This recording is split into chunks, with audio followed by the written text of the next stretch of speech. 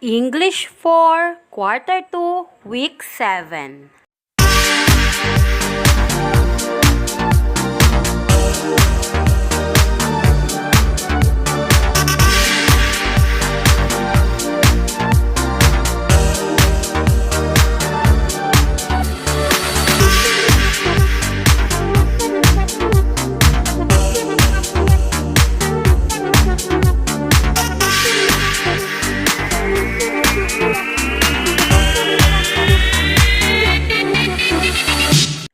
Present time expressions. In the previous lesson, you have learned that the simple present is used to signify present condition, habitual action, or general truth. Present tense habitual activities are frequently signaled by time expressions. Some of the time expressions used in simple present tense include every day, once a week, always, and others. These time expressions add details about the particular period when the actions take place. In this lesson, you are expected to use correct time expressions to tell actions in the present. Now, let us examine the images and read the sentences below. For letter A, he prays for his family every night. Letter B, they pray together every night. For letter C, we have Mrs. Crusat watches weather forecasts every morning. And last, letter D, Mrs. and Mr. Crusat watch weather forecasts every morning. Compare and contrast the sentences. Sentence A and Z use singular subjects while sentence B and D employ plural subjects. Can you follow? Aside from the number of subjects, the sentences also use time expressions or markers. Notice that the highlighted words such as every night and every morning are the time expressions used to portray the time when the actions happen. Now, what do you think is the importance of time markers or expressions in a sentence? So, once again, in the present time expressions, you have learned in the previous lesson that simple present tense of a verb expresses condition or an action that occurs regularly or repeatedly, expresses a general truth or fact, and portrays an action or condition that exists only now. The use of present time expressions like daily, usually, and twice a month makes clear and certain expressions of actions that take place in the present. The use of every and its synonyms.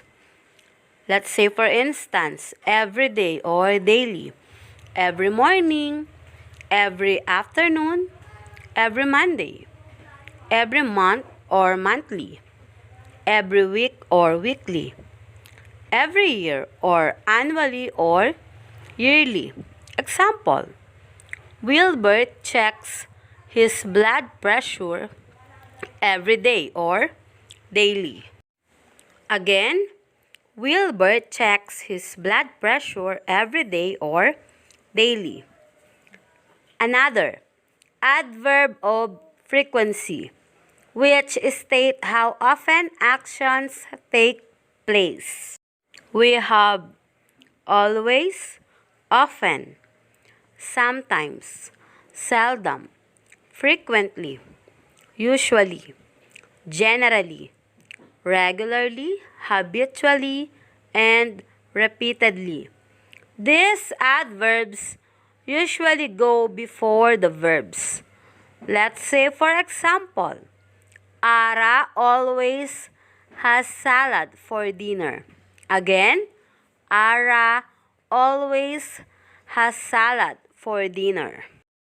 Next, we have days of the week with S for repeated actions. We have on Sundays, on Mondays, on Tuesdays, on Wednesdays, on Thursdays, on Fridays, or on Saturdays.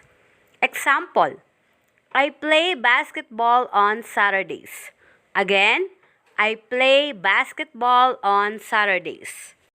Oh, how about times of the day? In the morning, in the afternoon, in the evening, at night, at noon, at midnight, at 1 o'clock in the afternoon.